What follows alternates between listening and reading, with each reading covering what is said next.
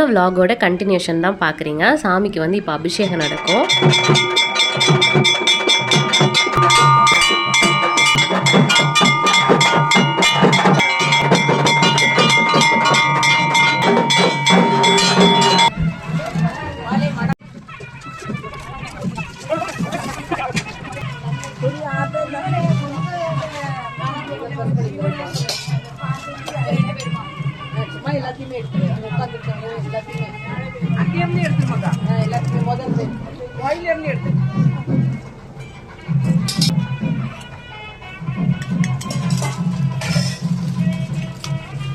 நல்லபடியாக சாமிக்கு பொங்கல் வச்சாச்சு.